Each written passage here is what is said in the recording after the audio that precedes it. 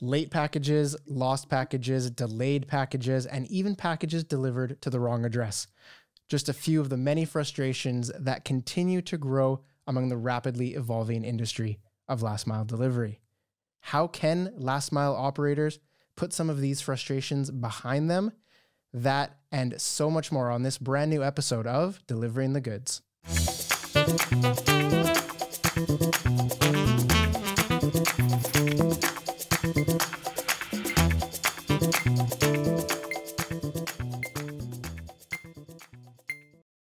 Hello, everyone, and welcome to a brand new episode of Delivering the Goods, a podcast dedicated to the logistics and last mile industry.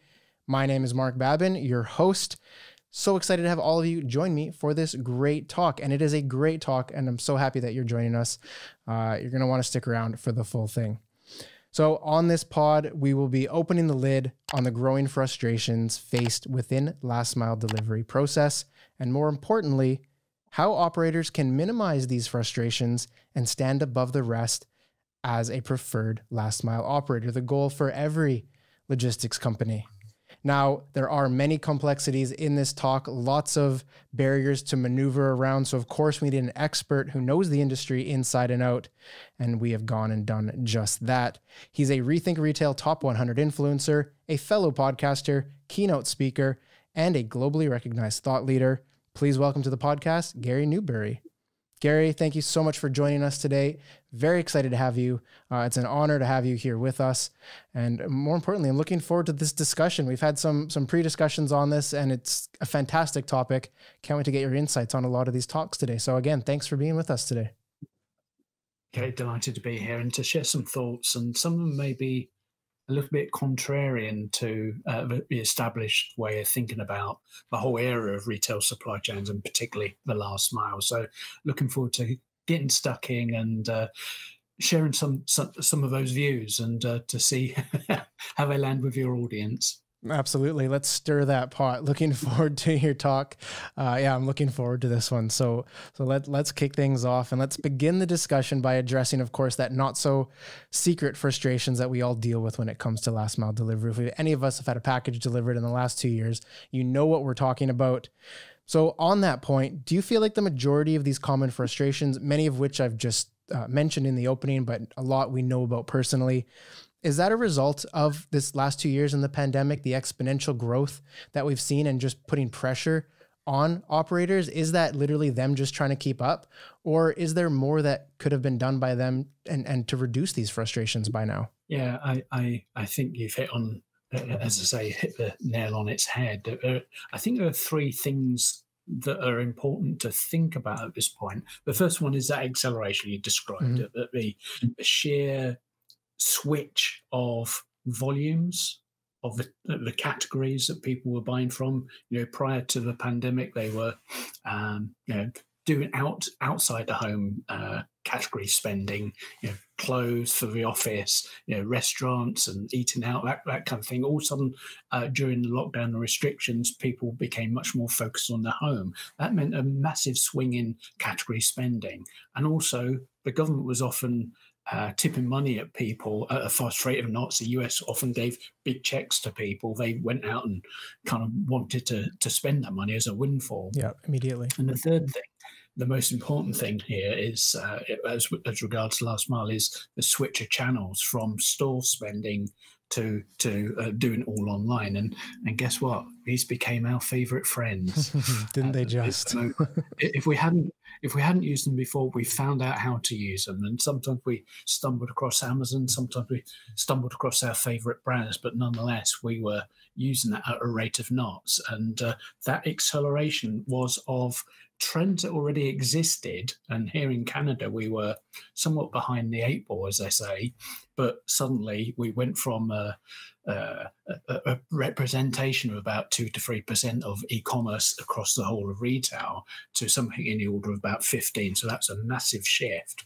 So that's the first one, the acceleration. The second one is when I speak about North America, and particularly parochially about Canada, we have a very risk-averse nature to investments. We need to know the ROI of everything before we make an investment. Yes. So it's like when you're in this world of, you have a an overall strategy of where you want to get to, where you want to take as a retailer, where you want to take your business to, and you're surrounded by lots of executives and middle managers going, well, I've got to take this to my boss. I've got to have the ROI. I've got to know exactly how it's all going to work out. It's got to be perfect. And we're in this world of, we're breaking new barriers. We can look at other countries like the UK, Germany, Austria, China. We can go to and sort of get a sense of where this world is going. But still, we've got budgets and ROIs and capital expenditure and plans and all that kind of stuff that stop us from sort of moving forward. And if we think about the way that PEs and venture capital have been investing and companies have been investing, I think we've got very risk-averse nature to areas of development around the supply chain and particularly the last mile. And the third element, which, say if that was all perfect, say if we knew the acceleration was there and we knew this was going to happen, and we'd made the investments, I just think we lack imagination to scale. So we're very we're doing the GTA, which is Greater Toronto. We'll just do the GTA because it's the biggest population sector in Canada. And for people who don't know too much about Canada, we've got about 6 or 7 major conurbations and a huge amount of white space between them. I could be on a plane going from Toronto to Vancouver for 5 solid hours, be in the same country, and there's a lot of that white space. And somebody's got to bridge that gap between, I'm in Toronto, I want to buy something from Vancouver, and I want it tomorrow. Yeah. And it's stocked in Vancouver. It's a challenging situation. It's not the UK where I came from. Normally about 4 hours traveling from pretty much anywhere. So if you were centrally based, you could reach most places certainly on the same day. So they're the 3 things I think that have somewhat slowed down the ability to execute well as this volume increased, as this opportunity increased. Normally we would say that if our sales were increasing, we'd pat ourselves on the back and say, this is great stuff. It was our budget and we're doing better than the budget. Let's all go on this. But I think for many people, it was like, oh my goodness, what's going on? We're not capable of doing this. Let's run around. Let's do the headless chicken thing and try and make something good out of this. And as a result of that, it's inflicted lots of friction into a process of the online buying experience that should really be quite friction free. Yeah, it's certainly the platform for a seamless transition. I mean, as a consumer, we don't see any of the mess going on behind the scenes. We just click buy and expect it to come. It's a simple process. But yeah, you're right in the fact that there's so much going on behind the scenes that the average consumer doesn't even think about. Do you feel like because of these 3 elements you mentioned, it's just Band-Aid over Band-Aid over Band-Aid right now? There's no ripping it all off and let's just address the situation. It's just fix.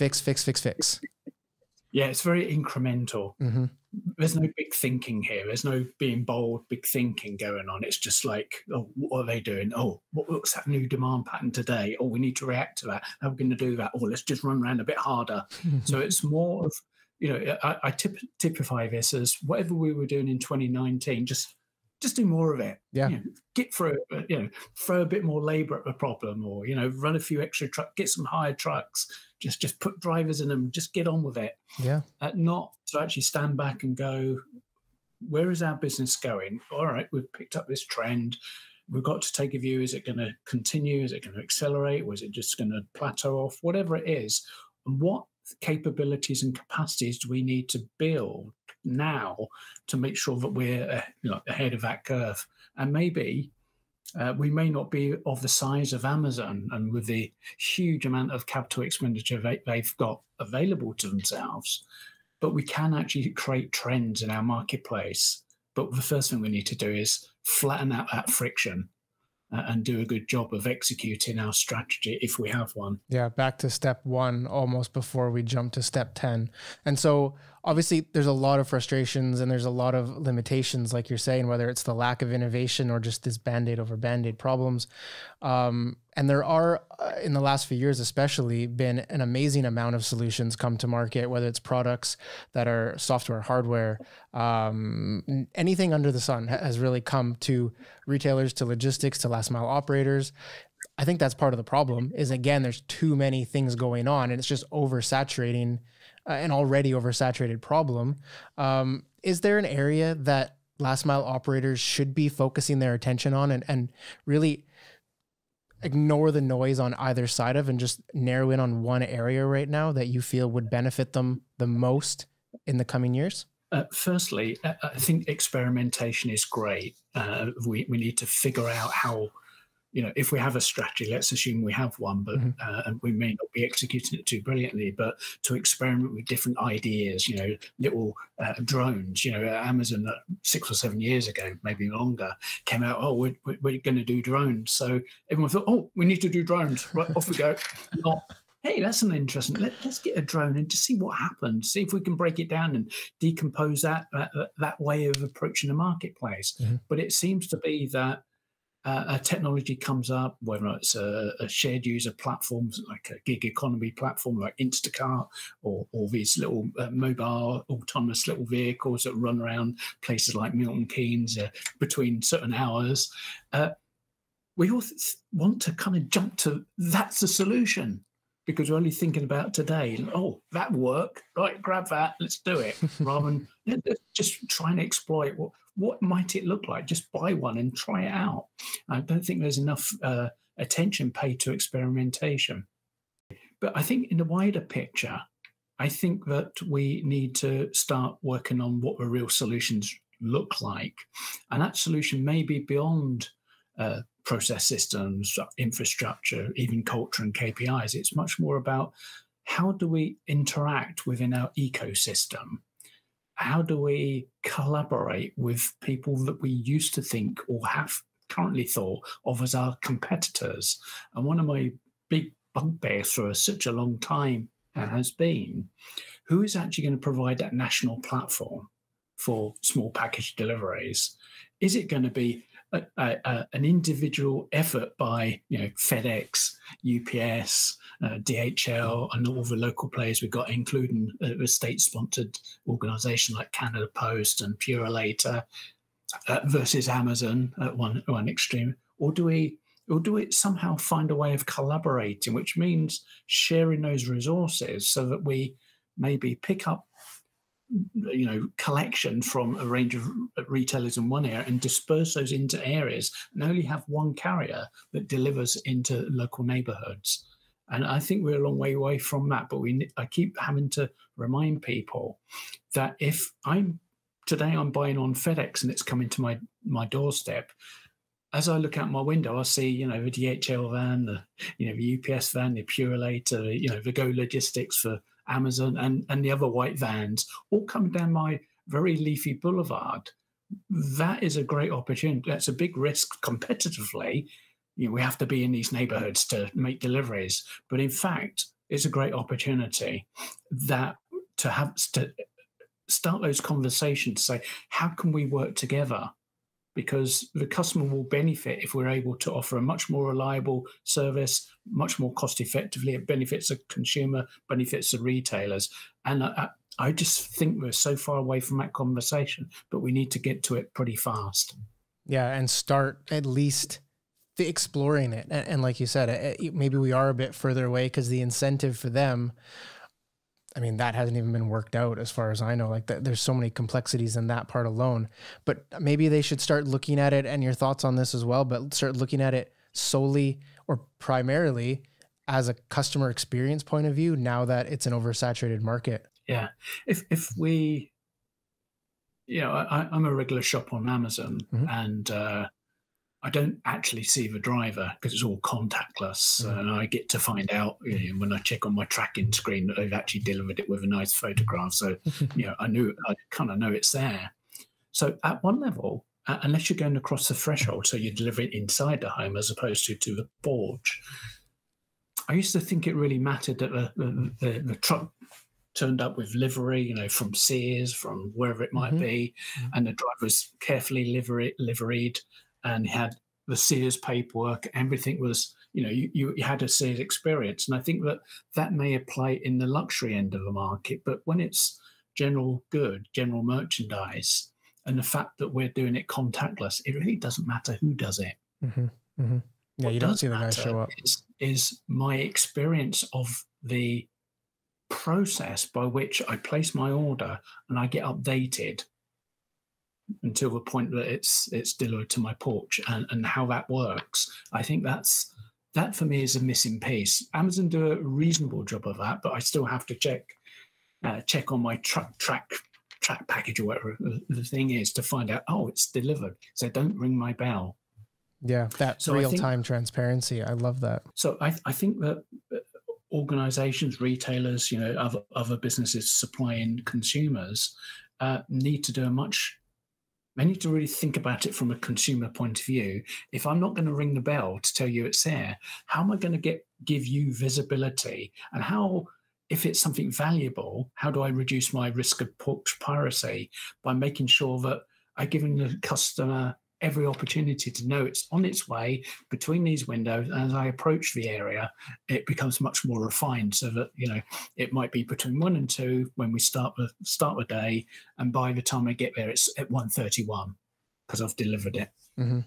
Yeah, that's something you had brought up in previous conversations, and it's one that I've reflected on more and more since, because when I think about it, to know where my package is at all times and to have that complete transparency to that real-time operation, even to the pictures, there's a few that do it really well with here's where the truck is at real times, because that's technology that's out there.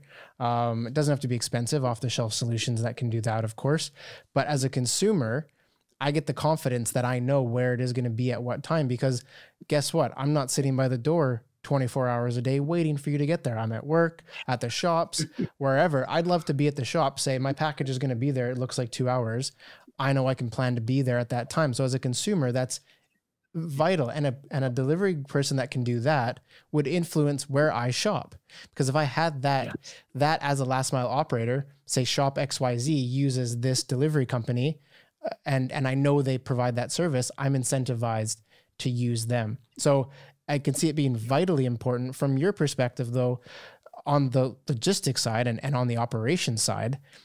Obviously, for a consumer, that's great. From a logistics provider, is that just another sort of long tunnel for them to go down? Or is it a distraction, or is that, do you think, the way forward right now? I think it's a way forward. And not only do I want much higher levels of visibility and notifications, because I don't sit here, just as you were describing, I don't sit there in my hall waiting for this thing to turn up, nor do I sit on my desktop waiting for, am I getting a notification? I want it very proactive, I'm not so sure about the actual travelling route of the vehicle. I'm not that bothered about that. And I'm sure that for those who are criminally minded would find that information very helpful for their little escapades of porch piracy. But I do want to be engaged in that delivery. And I also want some options, because to the example you gave me, I'm somewhere else.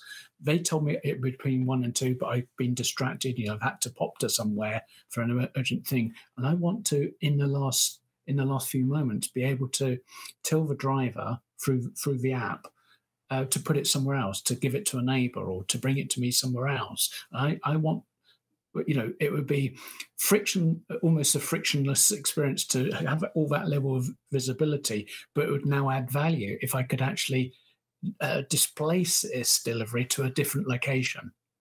And there may be some limits. It must be along your road, not somewhere that takes the driver off route. But I want many more options, because my life is, many lives are complicated, and you would get distracted by other things going on.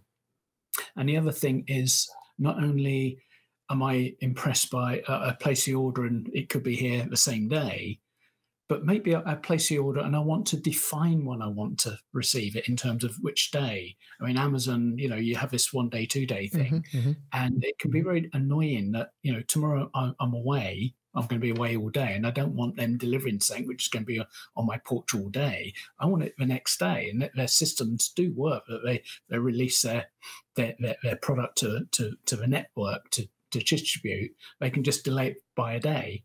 And sometimes if you're having multiple orders coming from different places, you can say, do you want it this day, that day, or all together on that day? And it gives the impression that they're consolidating it, which is far from the truth. But they haven't been very good at executing, and I'm not picking out Amazon, but I tend to shop mostly on Amazon. They haven't been very good at consolidating that as a delivery. What they've done is delivered on a Tuesday and a Wednesday and a Thursday, even though I've selected, let's do it on the Thursday, because I don't need it that desperately until the latest possible time. So I want more flexibility in my options of when I receive the goods. Speed is not the only criteria. For some things it is, and it's a driver of these people who think that 2-hour service is what the customer wants.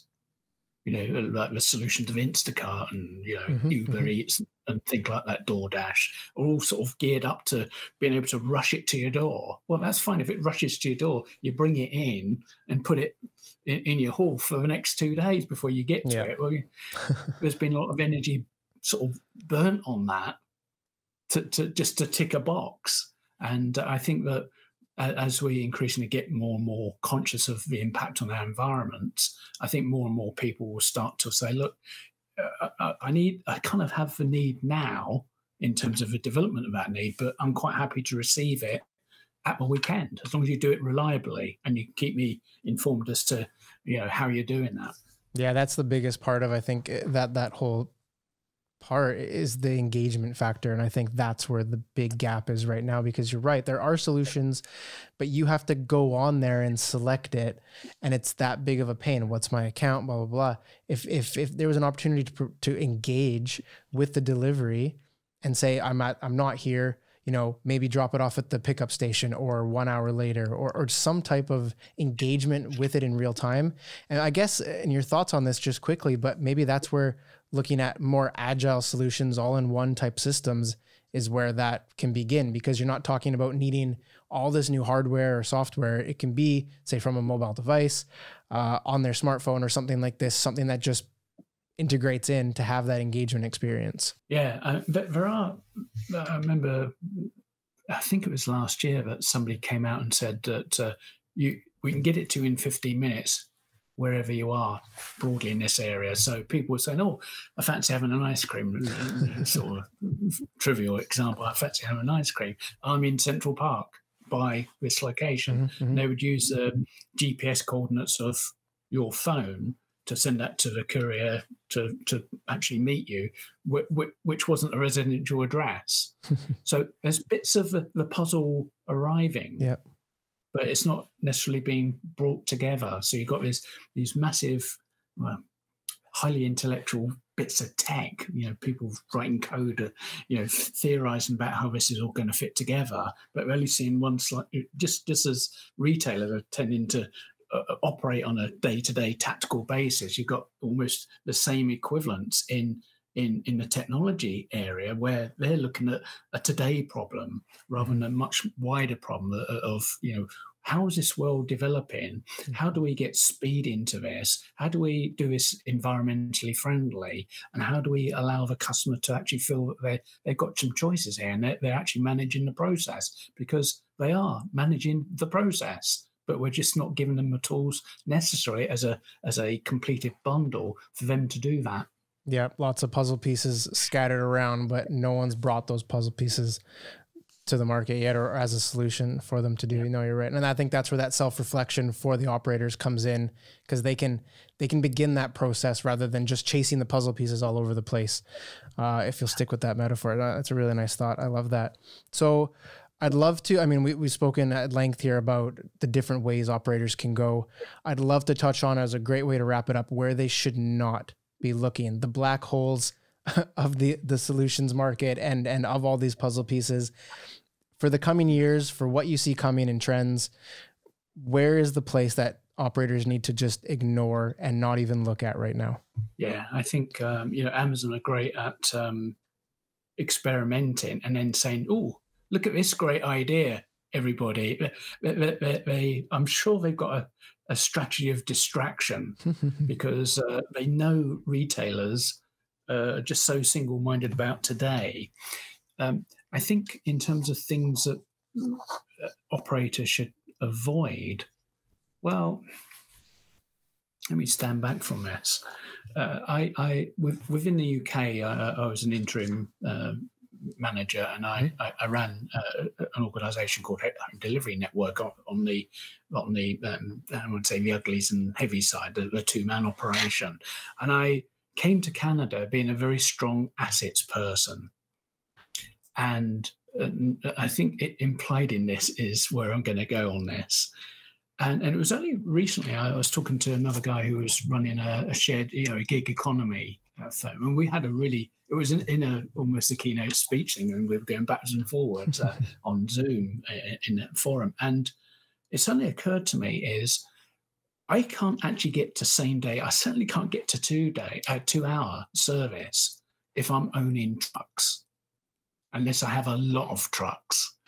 And if I'm trying to do a national service on 2 hours, and I think I've got to own trucks, that's a fault in my thinking process. So I have to find some much more flexible assets that I control, but I don't own. Mm-hmm. So the gig economy is a great outcome from that way of thinking, so that I can have lots of independent businesses, especially if it's contactless delivery to porches. I have lots of independent businesses which are motivated to do a good job.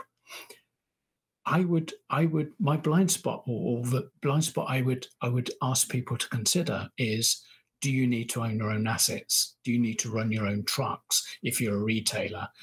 And even as a third-party logistic provider, you may be brilliant at full loads and LTL or part load things, getting things around networks. But when it comes to the last mile, you may actually say, I'm going to control the delivery. I won't say the delivery routing and stuff, but I'm going to get somebody else to do this individual route and that individual route and that individual route. And they're going to I'm going to pick on people who are obviously got clean record and blah, blah, blah, blah, but they're motivated. They're motivated. I don't have to measure them in the same way as I'd have to measure my own people. Are they achieving a certain hit rate? Are they achieving a certain speed, etc.? The fact that I'm loading them up with a workload, a route which is reasonably taxing, they will find a way of doing that. And all we need to do is make sure that they're acting in a professional manner and not taking loads of shortcuts. Yes, of course. Our name will not be on the livery, but it'll be on all the delivery paperwork. And we don't want to get into a situation where we've said, "Oh, you've got to do 200 loads today, 200 drops today in this area," and that comes back because they had to move through a queue of people waiting for a bus. But beyond that, don't think assets. Think more asset light, but just controlling that delivery experience. Yeah, it all comes down to that experience, because as a consumer, like we mentioned earlier, they don't know the difference. Everything goes on behind the scenes. As long as that package arrives in one piece in good time with good service, I'll shop there again. And I think that's what it comes down to at the end of the day. No, brilliant point to end on.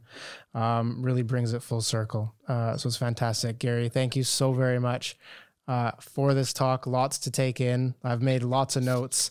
I'm sure the audience has as well. So again, thank you so much for today. It's been brilliant. You're very welcome. Delighted to share my thoughts. And for you, our audience, thank you very much for joining us on this fantastic episode. Tons to digest from Gary, amazing wealth of insights. I've been taking notes like crazy all episode. Hopefully you've done the same. Again, lots to digest, but lots of action items that you can take forward to better your business, which is all we want to do here on Delivering the Goods. Of course, if you have any questions or you want to add to the conversation, you can go ahead and reach out to either of us on LinkedIn, Gary and myself, or just in the description of the video. You can reach out to us on LinkedIn there and have a conversation, ask your questions, or of course, in the comment section of this video, go ahead and leave your questions or any additional thoughts that you'd love to leave for this particular episode. Be happy to have a conversation there with you. So again, thanks for joining us on this episode of Delivering the Goods, of course, written and produced by your friends here at Anyline. If you have any Other things you'd like to learn about logistics, of course, logistics and last mile, visit us online at anyline.com/industries/logistics. So with that, we'll bring this episode to a delightful end. Keep delivering the goods out there, everyone. Thank you for your hard work and thank you for sticking around. We'll see you on the very next episode.